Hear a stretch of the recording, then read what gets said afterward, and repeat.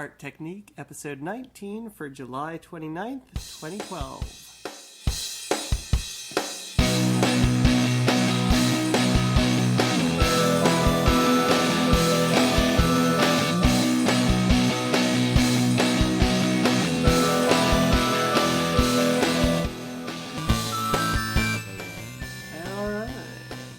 The mobile setup. The new mobile setup. The new mobile setup. Tell me about this little gizmo we're talking at. We are talking on a Zoom H2 Next handy recorder. I think they're owned by Samsung, but I'm not sure. But yeah, and it's got a whole bunch of different kind of pickups, and it's tiny, and it involves us not hooking anything up to computers, and it's a podcast in a box. Which we're going to start selling out on street corners. Yes. For other people who want a podcast in a box. Podcast in a box. Hey, I'm Jeff. I'm Aaron. I'm Adam. And this is ArTechník. Yep. Perhaps you're just joining us. Perhaps you've never listened before. Perhaps you have. Perhaps you're in some sort of mental ward or asylum and there's nothing to do but listen to the rest of the crazies out there, which would be us. Or you will be in that asylum after you listen to all 19 episodes of ArTechník. Only if you're a committed listener. Ha ha ha ha. Anyway. Yeah. So I got one more week left of Bat Hamlet. Bat Hamlet. It's going really well. We're having so much fun. If you can make it out in the Atlanta area to come see us, please do. It's a good time. It is.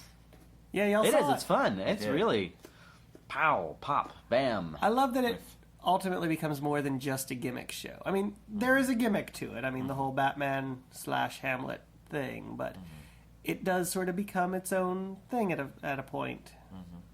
Yes.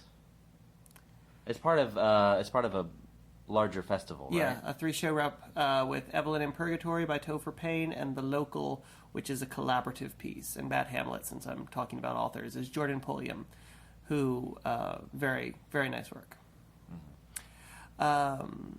Y'all have just done a big shoot with Polar Studios Productions, haven't you? Yeah, we were working on kind of a mini documentary thing, for the Springer Theater Academy. We're shooting a little video that sort of culminates. The focus is to examine the life skills that the kids learn through the stage skills that they are taught at the academy.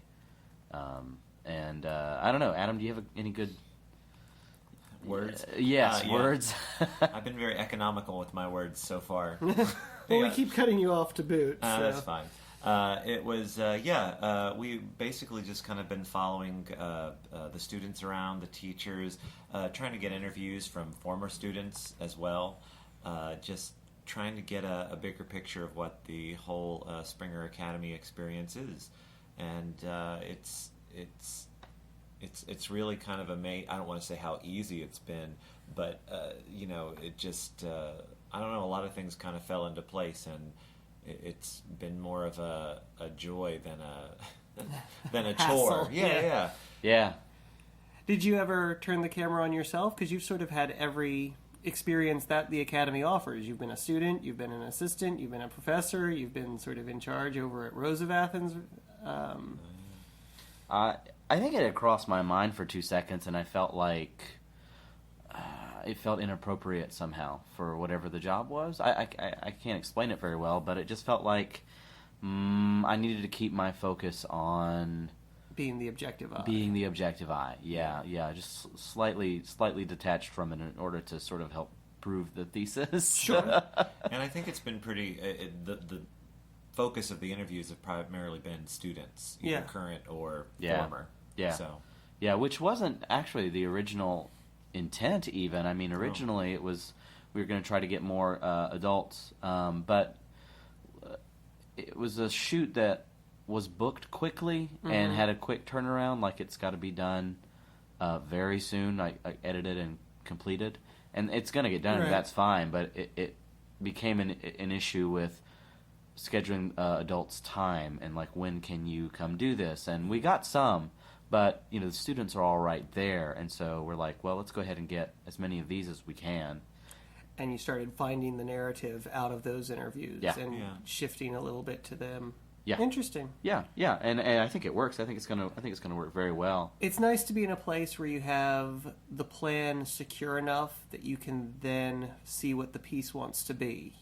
Yeah, The technical elements are there and secure, and then the piece becomes what the piece wanted to be, rather than having to, we have to do it the way we originally planned, page by page exactly, because otherwise it's not going to work. yeah, and I think we have the benefit of, by filming in a school, there's a schedule through the day, so we were able to sort of coordinate when we think magic could happen better than if we were, I think, just out in the field guessing. So this was a nice training wheel. It certainly helps, too, that we've both taught, like you said, we've taught in the program, we've been involved with it, so we kind of know where to look for some of the gold. Right. Yeah. Chances are Curly's this goal? interesting thing will happen at this class. Right. Yeah. Yeah, that's true. We know a lot of the teachers, and so yeah. I mean, in fact, there was some debate for a while about if we follow the older 4-week session, the oldest kids through a day, and we almost did that, but before we did, we sort of had a plan of the first big day that we were shooting. There were a bunch of new students coming in, so we went with first hour to watch a group of new students in their first hour class, which was fun. Yeah. And then we thought, okay, we'll follow the older students the rest of the day. And what we actually ended up doing instead was going through all of the different classes, and we knocked most of that out before lunch. We got a great variety and interesting stuff to see, and then we were just gluttons for punishment and kept showing up, we going. just kept doing more. Yeah. Sure. Well, That's the more true. you get there, Yeah. the more you can edit down and find really the exact 6 frames you want if you've got Yeah. 100 of them. But only if it's like cataloged well, which I'm learning, and that's actually, that documentary is what led to buying the little Zoom recorder that we're using right now, because Oh, wow, yeah. When we had that on that last day, it made all the difference. What were you Yeah. doing before then? We had the Yeti. Okay. That giant But- silver A one. USB microphone into Yeah. a running laptop? yeah, Yes. so many more moving parts than we need, and so Yeah. it's so hard to be invisible Uh-huh. in a documentary setting when you're like bringing in all this When you've gear. got like a giant silver potato waving in front of somebody's face. Yeah. It's hard Which is to what ignore that that. microphone looks like. Yeah, and Adam kept saying, and I don't disagree, but it's still hard for me to make the leap that you become invisible after a while. They get used to you being there. I mean, it's Right. certainly harder when you've got the giant Yeah. silver microphone from space as opposed to this little, if you've ever seen the Zoom recorder, it's just little tiny black It's not much bigger microphone. than a cell phone. I mean, it's Yeah, thicker it's than a really cell not. phone, but the diameter or area, the length and width is not much bigger than your average Yeah. smartphone nowadays. Yeah, we get no money from whoever makes this product, just The FYI. fact that we don't even know who makes this product. Yeah, Probably. that's true. Yeah, but yeah, I mean, but that was a hard thing for me. Is how do you Not have observation changes the results. the sure. results, right? So how do you? Not have the kids mugging for the camera instead of just working on whatever exercise they're supposed to be doing. And it was really Yeah. fine after that first day. And in fact, was. most of the time, because I was kind of walking around getting like B footage with our little flip camera, I would just tell the kids to smile and wave at the camera, and then, okay, now don't look at it again. And for the most part, it did, except for a couple of ADD kids. That Sure. were, I would have been following that thing all around the room if I was 10 years old. You've seen it, now ignore it. Yeah. You get Yeah. your moment to mug straight at it. Yeah. Now move on. Yeah. But it's interesting because what we're doing in this situation is not pure documentary. There is a story we are trying to tell with a particular point of view for Sure. in this case the client or whatever. But I'm now like addicted to watching documentaries on Netflix. Oh, Like I've yeah. got this whole queue, and I'm just going. I guess they all have their objective or their thing they're trying to prove, but like I'm really kind of getting hungry now to say, well, what's a hard? I'm not competent enough to tackle a truly hard question. Right. But like, what is a difficult at this level for us question? What that- could You want to approach? walk in with an idea as opposed to I want to walk in with Right. a question and then shoot the thing and see what I learn as I go through, so that, as Aaron is saying, at the end, you know, Your answer becomes clear. becomes clear in the editing room, because Yeah. of the stuff that you've learned and that kind of journey, as opposed to, you know, I think this must be true and therefore I'm gonna Go ahead and shoot script it everything in out, a way. exactly. Yeah. To leave it open to, you know, prove your hypothesis wrong, basically. Just Yeah. have that ability to go in thinking that A and come out going, oh, it's a much more compelling, truthful story if B is the driving point. Yeah. Right, and I feel like that has a better chance if the equipment is less intrusive. The camera we use is already tiny. It's great. Yeah. Looks like a still camera. Yeah. You know, and with this mic that you can hide just about anywhere if you needed to, so that people don't notice that it's there. As far Flower as pots, boutonnieres. the old right, Please speak directly into my hat. my hat. Then I don't know, it's fascinating. Like, I work in fiction, that's what I'm used to, and this is fascinating to me, so it's been fun. Good. Since you spent most of that week with me, I'm glad it turned out I'm to glad be it was a fun. positive experience. It was. I was really interested in doing documentaries until I tried one with that. Man, I was like, forget this. No. But I thought we coordinated really, really well.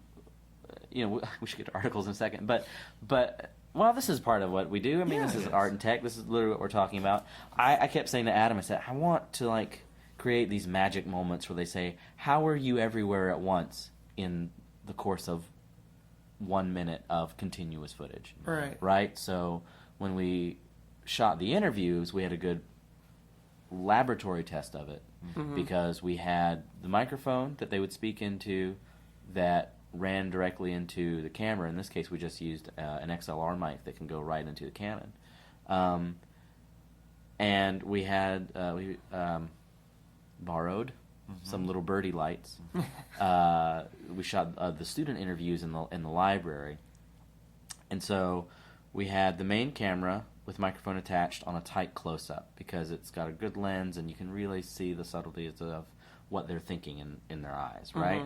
And then we had camera 2, which was Adam's flip, where he could see everything. Like, he could see the interview subject, he could see the microphone and some of the camera, so, you know, you'd pull out and see that. And we had a third camera, the Kodak that you're letting us use, that we would just was sort of bonus if we could use it to get even a different perspective. And in fact, for one interview, and this went really well. This is the test footage that I showed them.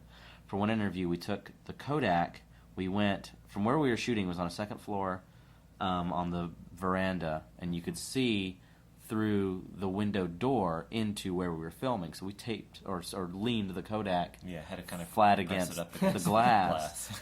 So there's no sound that we could get from that, right? Right, but you can match up with internal But we can match sound up with the shots. internal, and so and then we used I was going to use a pen and paper like thing to log the shots with, but I ended up using this app for the iPad, this Movie Slate app that would let you, you know, it does the color bars and it makes the sync noise and stuff, and will even keep your file names consistent with what's going on your camera. Like, you say, I'm starting on MVI-003, and you say that's where it's starting. It says, oh, well, then it knows that the camera's just going to number them sequentially, so it will do that for itself, and they're consistent. Wow, so it was sort of a paperless photo production studio. It was, because I remember sending out the call sheets and PDFs and stuff, and we printed it out once or twice, which is having the schedule Always for the better. day is better to have it, because we end up, you know, writing in. Oh my gosh, this is a bigger process than I even realized. Writing in the names of the people we were interviewing as we were going. Sure. And for that, like, I looked at if you're doing a fiction shoot, then characters get a number, right? So, like, I don't know, you know, there's the actor, there's the character, and then that's a number. So that when you're doing the call sheet, you can say it involves character number 2 and character number 6, whatever. I knew I would need something like that for editing. Like, I need to know when the headmaster of the school is in a shot. I need to know when a particular teacher group are in a shot. Okay. And that would be useful for both logging and scheduling. Like, I want to try and catch this person then, and it'd be easier to search and all that other kind of stuff. So I gave all of the staff had numbers, and that got me up to like number 32 or something like that. And then I left a huge gap in between for interviews or something like that. And then parents were like number 100 or whatever. But it had all these blank spaces with numbers, so that as we interviewed, like, okay, Teresa is number 31. This person's number 32 or whatever. But Yeah. Tangenting. Oh, anyway, so back to the thing when we were able to sync it all up. I'm doing a Final Cut Pro 10 trial. Okay. And it's got a thing where you can grab a bunch of clips and you say, hey, look, these all have the same audio from different sources. Can you make that sync? And it will do it for you.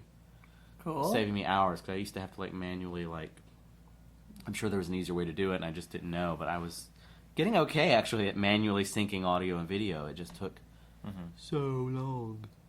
Cool. Anyway, articles. Well, that really is right up our alley. I mean, you're talking about using a multi-purpose iPad app to hold in front of your camera to do color balance and clapboard, and I mean, you made this full, complete product completely in the digital realm with primarily free software. Free or cheap software and applications, and readily available, and consumer grade, not necessarily professional grade stuff that you put together in a creative way that made it a working studio model.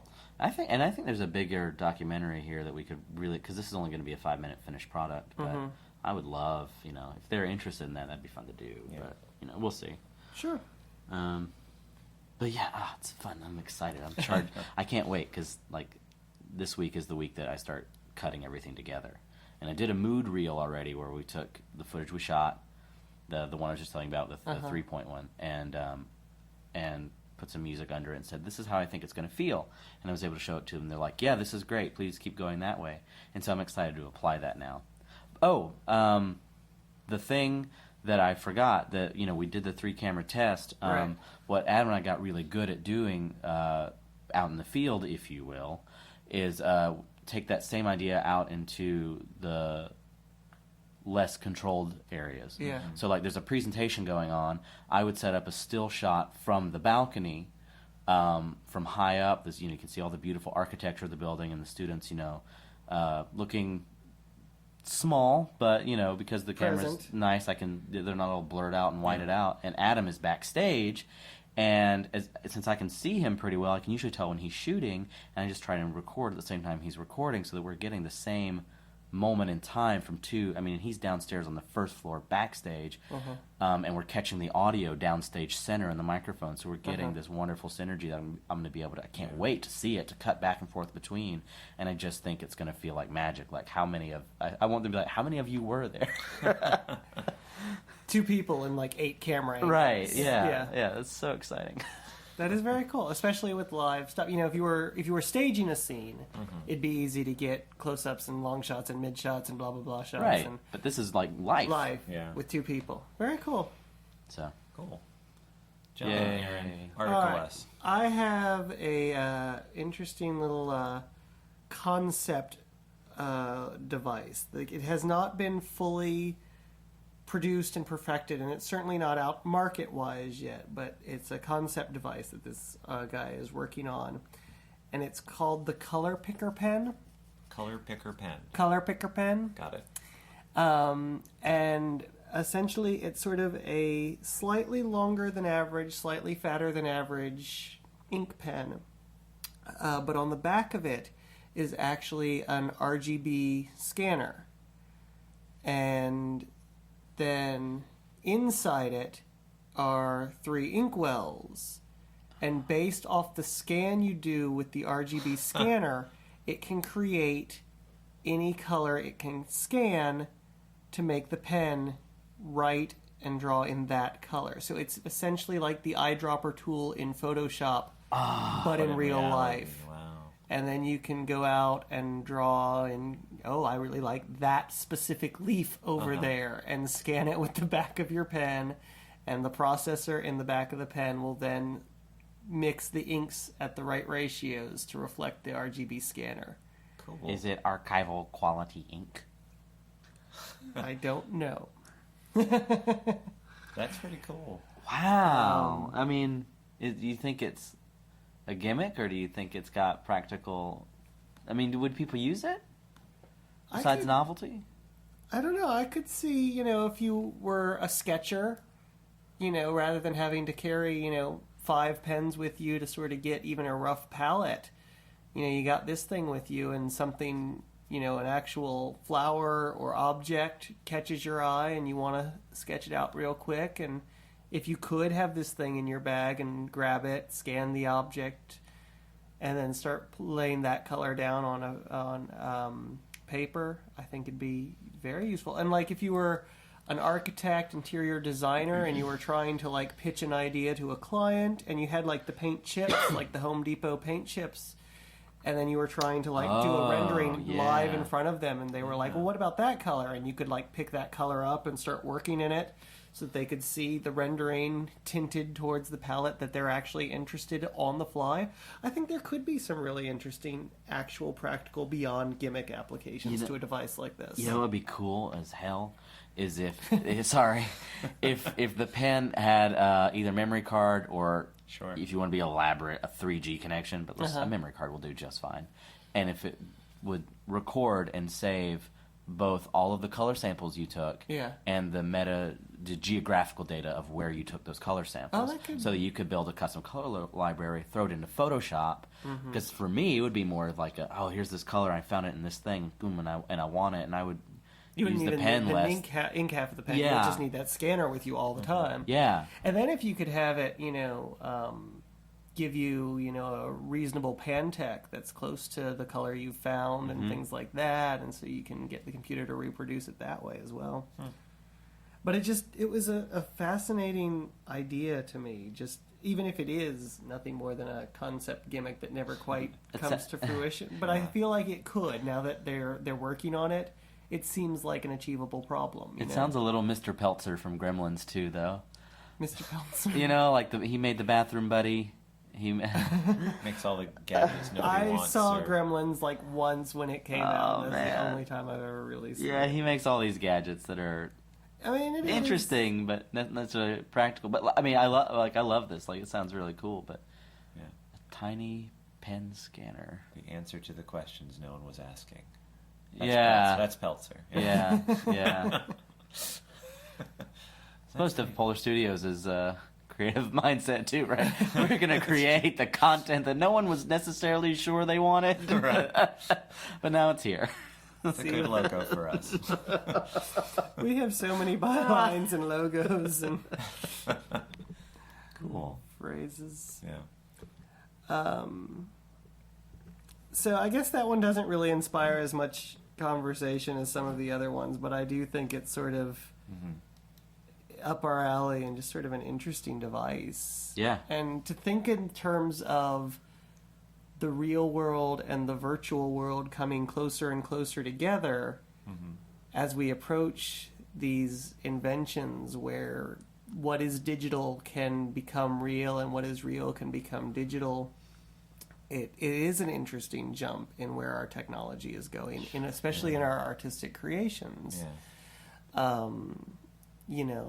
It's just, if you can capture music in the real world and digitize it and vice versa, and color and light and movement, then you're starting to create these weird hybrid environments. Yeah, I mean, the more I think about the pen, it's not necessarily all that different than just pulling from, I guess, a photograph, but I guess if you get a scan, then the thing about scans is that, it's always a really bright light, so you're getting it under this different... If it's a thing that I see this thing outside, let's stay with the leaf thing. Okay. I see this leaf, it's got this color. It's got this color because it's here in this shaded environment. I take that same color and I put it under, a bright fluorescent scan bulb, right? And it's different, right? Possibly. Yeah. I mean, that's one of the, I bet that's one of the things challenges they have to figure out. But on the other hand, if you can get this nice dappled, shady leaf green drawn on a piece of bright white paper where the light, then suddenly you're pulling this color out of its natural environment and it would react differently. Witchcraft.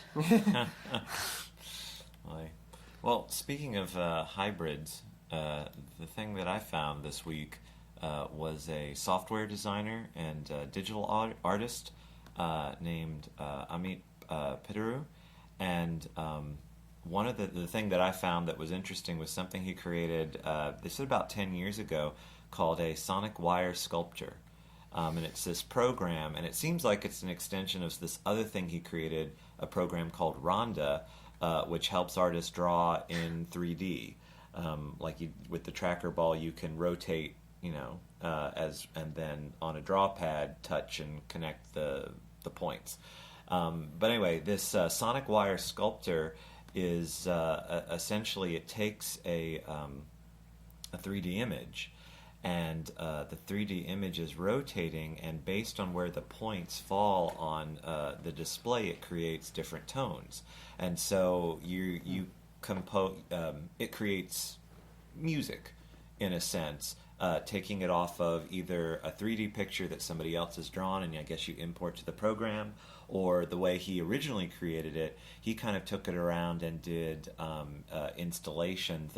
I kept finding a lot of articles and pictures from apparently a big installation he did back in 2003 or 4 in Tokyo, where people would draw their own pictures. And as they drew it, it would generate the tones, and then once your finished image was there, as it would rotate and it hit the points on the readout, it would generate these either deeper or higher pitched tones.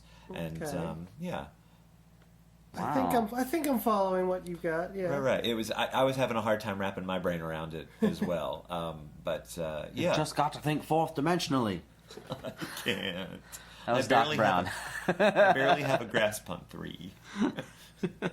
But it was just this cool thing, and it has since advanced to the point that apparently, I think a year or 2 ago, it became an iPhone app. He eventually got it down where now people can sort of carry it around with them. And again, his initial goal was to create a system where, one, that it would combine sort of both visual, because you've got the picture and rotating in 3D, and the auditory, and combine these two things together that you maybe not necessarily think of as being linked, but at least I guess from a software point of view. And I just lost my train of thought. So the sculpture is fully like it's a 3-dimensional rendering, or it's a 3-dimensional structure in space? 3-dimensional structure in space. Okay. Mm-hmm. Okay. And then a camera watches it? Or you hold your phone up to it or something? And no. Okay, I'm losing it. No. Here. Well... Show Here, it to the Internet. microphone. Watch this video, Internet. Let me see. Let's see here. Where's the one of him drawing it? Oh, here's the installation. So, Sure. I'm going to turn this for just a second. And so what they're looking at right now is this big projection. And so the people are drawing and designing it real Whatever time. they want. Mm-hmm. All right. Yeah. Okay, but it is completely in a digital environment. Yes. There isn't a physical structure that you can dangle off of. Right. Okay, that was my confusion. Okay, I think I misunderstood. So depending on where they draw these lines and grid piece points and things and squiggles, the software translates that into a tone. Yes. Okay. And as the 3-dimensional rendering in the program revolves in its own virtual 3-dimensional space, you hear the different tones as it moves through the soundscape. Yes. All right. Okay. Then I'm caught up. Whether Okay. anybody else is or not, that's their problem. we should put a link to the video up. That's really cool. Yeah.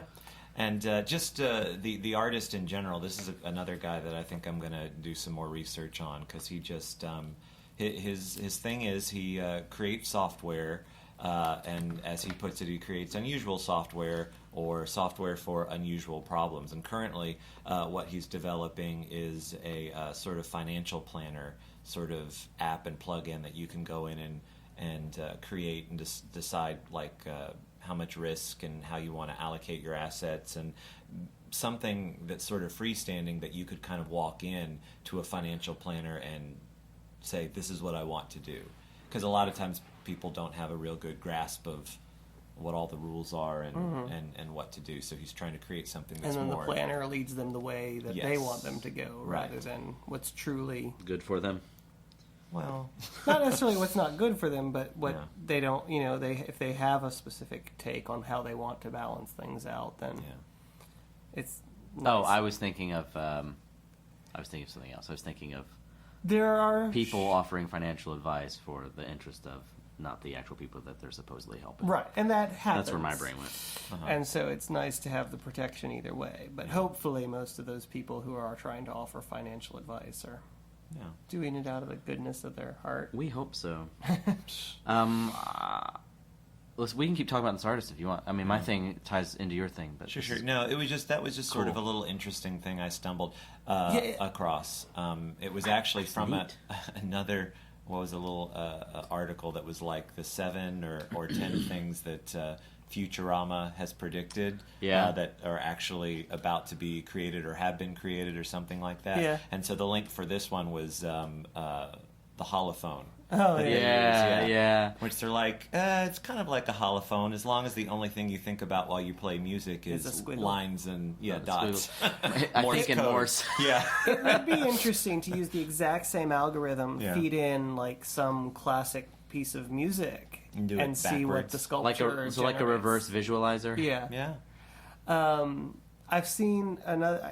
Who knows? Maybe I'm the same artist. I forget who it was. I apologize. But he had sort of a 2-dimensional version of this, and the higher he drew on the page, the higher the note was, and left to right changed tones as well. And he did all sorts of things, and he could like do a line and then have it loop, and the same line would draw itself over and over again, generating the music, or he could continue drawing it live.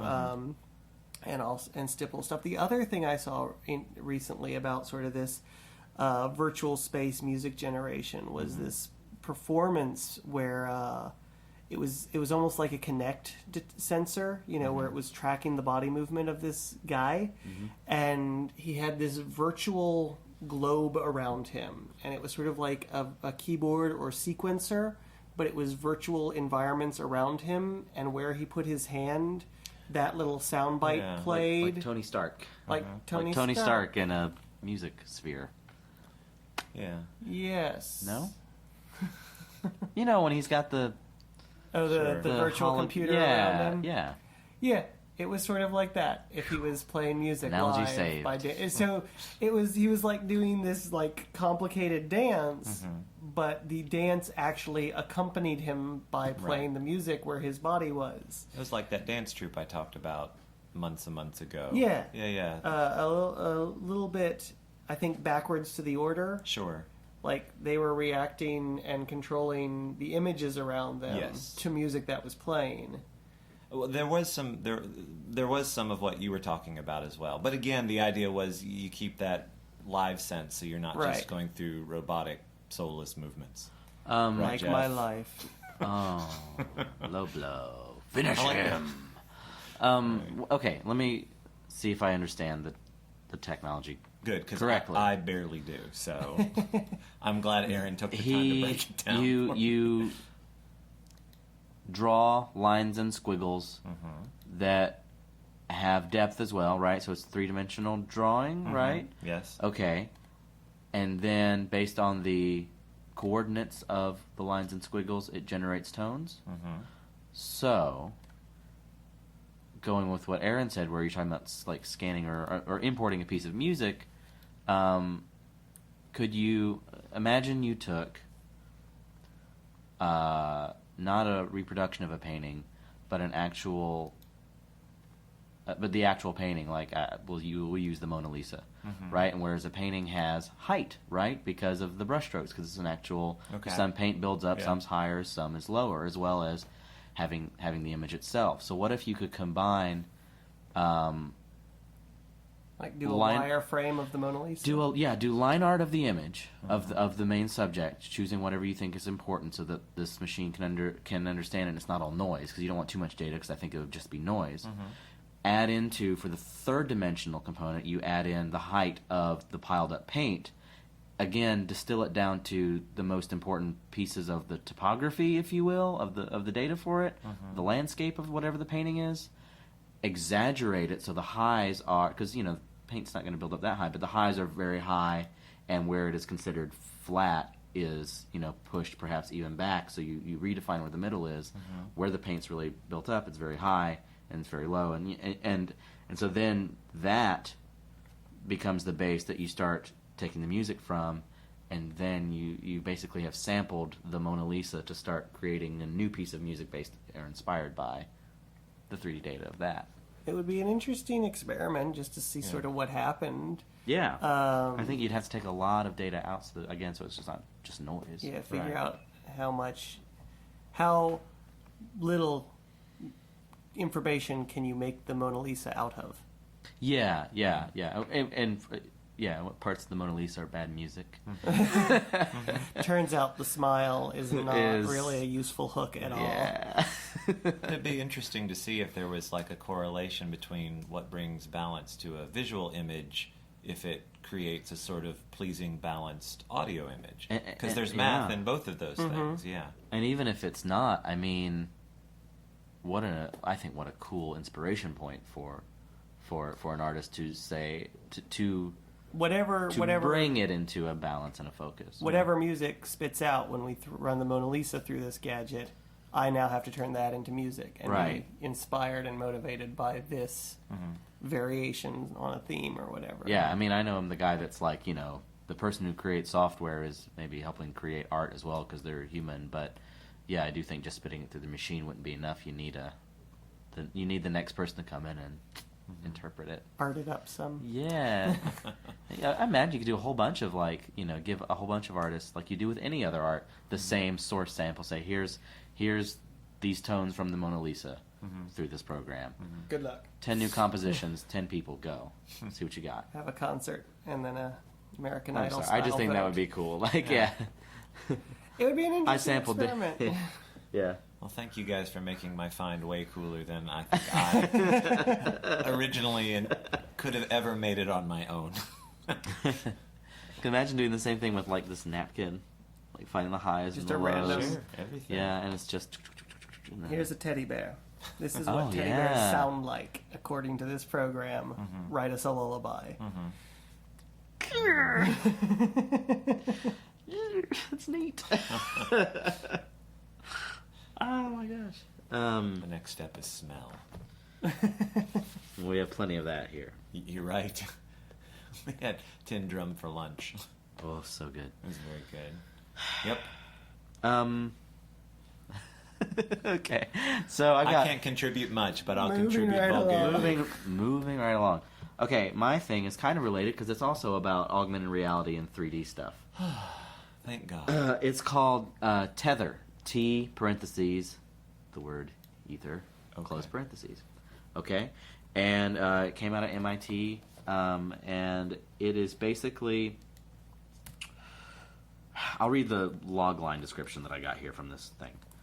This experimental app from MIT Media Lab combines gestural interfaces, augmented reality, collaborative workspaces, and that's the big difference, and general sci-fi amazingness. Basically, what they do is you've got these, and these are all, I think, run on iPads. You've got your iPad, okay? You've got on the iPad a sensor. You've got, I think you're maybe, that's looking at your face to understand where your head's going, and you've got a sensor controller thing on one of your hands, right? A Nintendo Power Glove. A Nintendo Power Glove on one of your hands, right? So you are holding the iPad with one hand, which I think they'll have to get a stand or something for this eventually. But with your other goggles. hand, right? But with your other hand, you are manipulating a 3D object in front of you that you see essentially through the iPad screen, as if it were a window into this computer dimension. A virtual object. Yes, it's a virtual 3D object. Yeah, it's not a hologram or anything. And so that's cool, that I can reach, behind my iPad and grab an imaginary cube and spin it around or whatever. And that it understands it's connecting with my hand and understands what it's doing. If I look to the left, it's going to shift, around the cube. The cube stays where it actually is in space based on how I've defined it. So if the cube is the microphone, let's say, and I'm, got my iPad in front of it, right? The cube is here, no matter where I move, no matter how far. If I go across the room, the cube is still in that point, right? Okay. What's cool about it? That's one thing that's cool about it. What's cool about it, though, is that if you have an iPad, we both connect up. We see the same cube in the same spot, and we can both interact with it. So I can grab it, I can change it, I can hand it off to you. You can do something with it, I'm saying cubes, but they showed like people drawing spirals into a room, walking backwards, and you look around, you can see the whole spring, and people can change it, and I think maybe model objects off of it, and the big push they're saying is the collaborative element of it, because you can have a whole bunch of devices at one time all working on these imaginary, basically 3D objects. Sure, but there's a cool video too. If you're designing a car and a full three-dimensional car that doesn't exist is sitting in the middle of your workspace, and everybody can pick up their iPad or goggles and glove and say, what happens if the fender is 3 inches lower, right. And you can change that real virtual three-dimensional object that isn't there, but the computers know where it is, and you can interact with it the same way. You can design a car well, and in full scale every time, rather than trying to work from the little models up. And they were saying specifically they really don't want to do goggles. Right. What they said is that the thing that's makes it a collaborative process is the human element of the things right here. I'm talking to you right now. There's nothing obstructing my face. It's the I find an iPad far more obstructive than a pair of glasses. Well, maybe they're saying that right now the iPad is there now, but that would be a step that would be removed. Maybe, but right now they seem to very much want to keep the face clear. Okay, and that's fair, I mean, but I could see like a single side display. Yeah. You've got to have some portal that you're looking through into the virtual realm. But implants, Yeah. that'd be fine. But beyond a car, if you're working on molecular stuff, atomic stuff, where you're, delving down into micro instead of, changing the ratio. Instead of working in full scale, you're working Right. in 1,000+ scale, so that you can actually be working on, well, what if this medication, the atomic structure was this little bit different, and you're working there with virtual. right? There's a cool video of people manipulating imaginary cubes that we should put up onto our. All right, I got it So- on the list. I see it. Yeah, and it gets even more complicated. But anyway, I think that's really cool. I think, yeah, I like your molecule talk. Anyway, so it seems to be like a day of like Tony Stark kind of Well, augmented reality technology.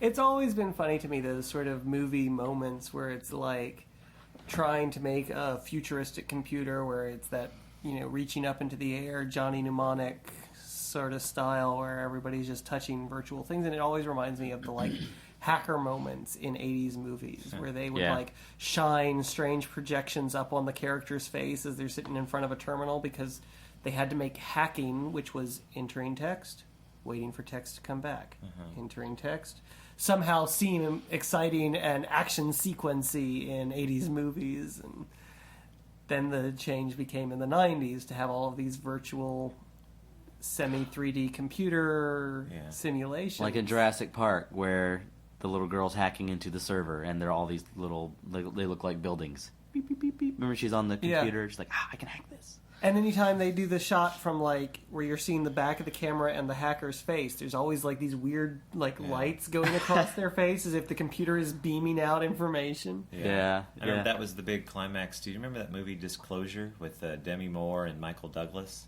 Yeah. I remember hearing of it. Yeah, but that was one of the big finales. Was there was this like hidden file Action hacking scene. Yes, where they, I think, put on like some VR helmet or something like that, and so they had like an avatar of them inside sort of this Tron space, and Right. they'd have to go to like the file, which was this glowing file that arose out of the ground, and they had to go through the digital files. Like they created like a visual graphic for each element that is a computer. You know what I mean? And so again, so it was exciting as opposed to. It sounds terribly inefficient. It is. I mean, when you look back on it, but I guess that was the big thing then.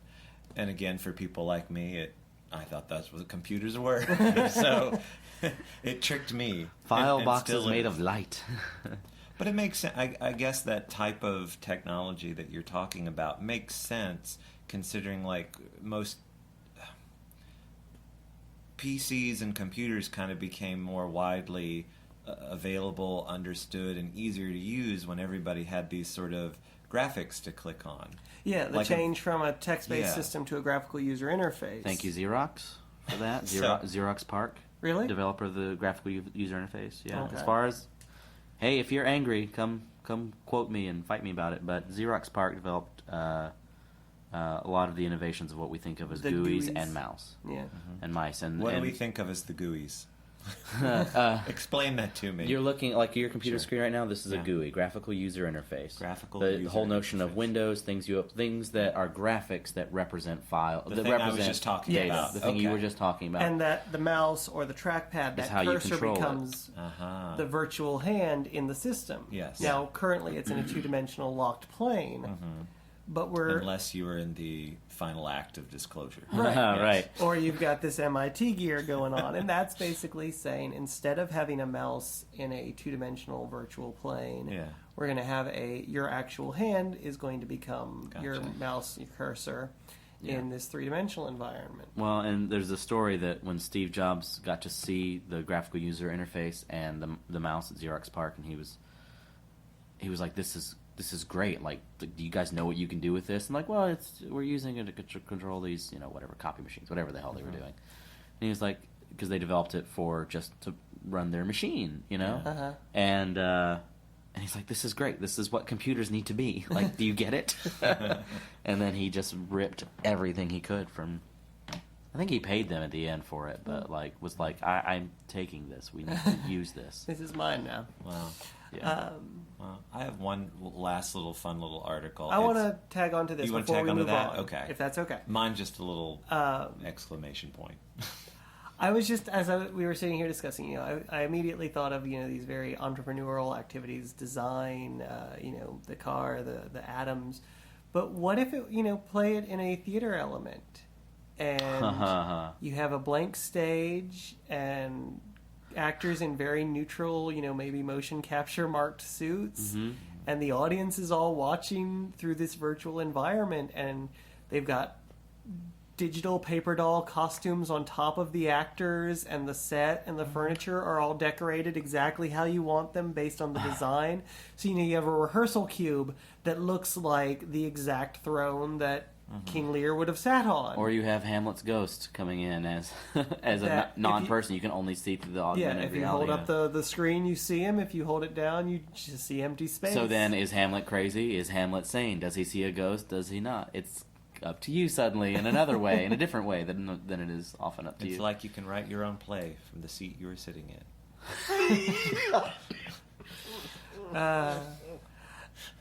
Sorry.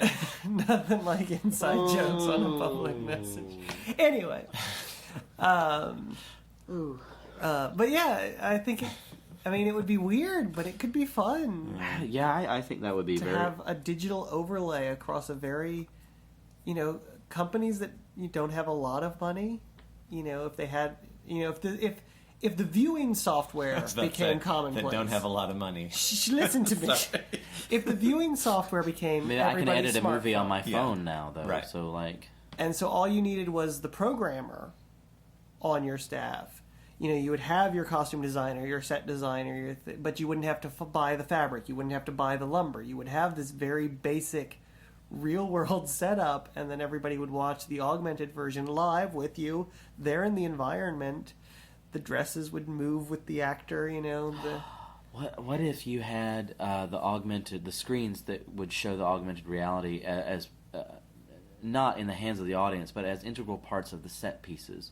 So a mirror, for example, or in a more abstract set, you know, a large, you know, tilted over to one side, rectangular surface that sometimes could just be a regular camera. So you go through and you just see straight through it, quote unquote, and other times it's activated as the augmented reality stuff, you know, or it's always on as augmented reality or whatever. So an actor walking by, it's like those airport X-rays that you see in the movies. Walking by, you know, there's this piece of information that you get, but when they're away from it, or you can't see it. Anytime they pass behind that screen, it could be interesting. I mean, And they designed this for artists as well. They were saying that part of this, the thing they want to do for the collaborative element is they want artists to get a hold of it.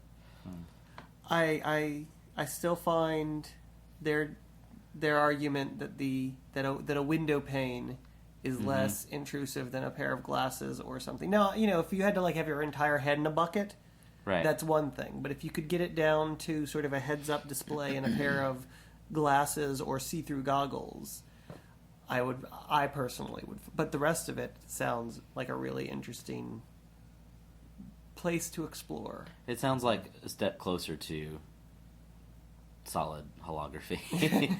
You know, I mean, it's a sidestep. It's a totally different avenue of technology, but the idea of getting us more used to. But this collaborative whiteboard of virtual three-dimensional space. And then, and imagine all that getting cheaper and cheaper, and combining it with already cheap prices on things like 3D printers. Put it in a public classroom, and instead of, you know, talking about a historical event, you know. Oh, so you're making a holodeck? Is this what we're doing? I'm Star Trek reference. Making a holodeck at this point. Yeah, I mean, come on. No, that's true though. Or getting kids to grab, break apart, you know, molecules. Yeah. And interact with them that's cool.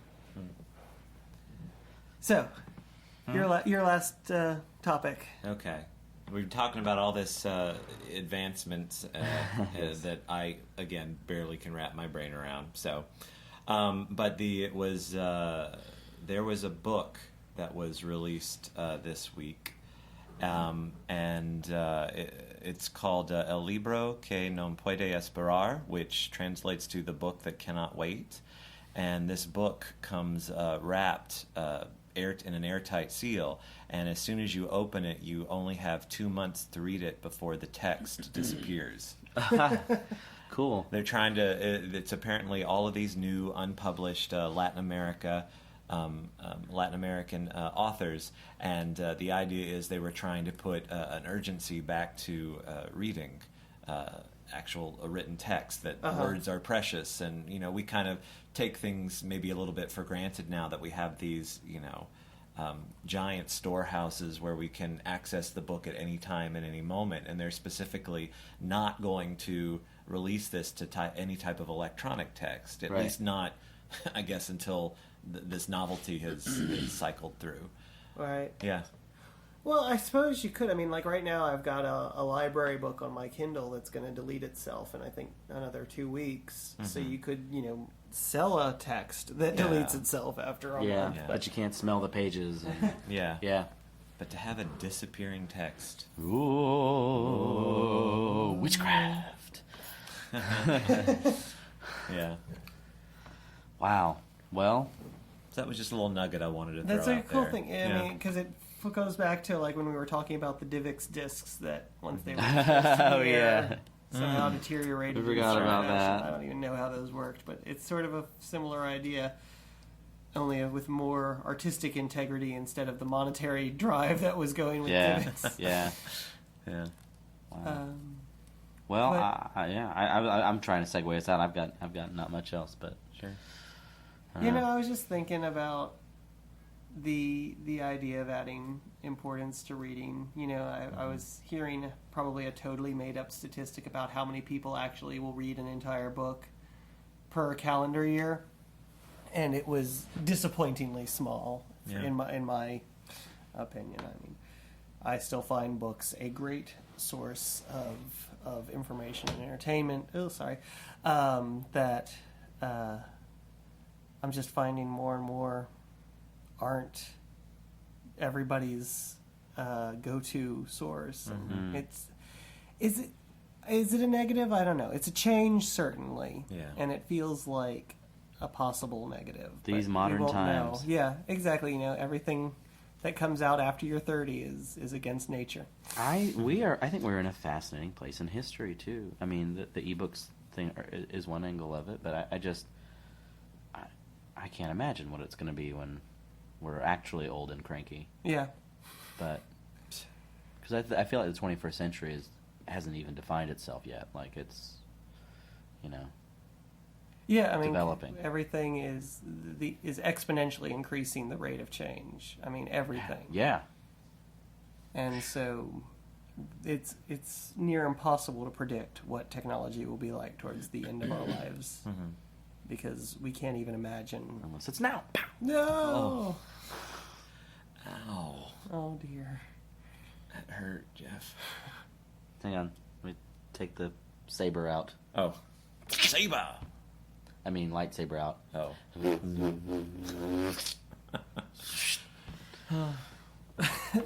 Must be time to sign off. It Must is. be. We're just stalling. I'm Jeff, and I just killed Adam with a lightsaber. I'm Aaron, and I'm already old and cranky. I'm Adam, and my Force Ghost still does not understand 50% of what we talked about. See you next week. Bye. Bye.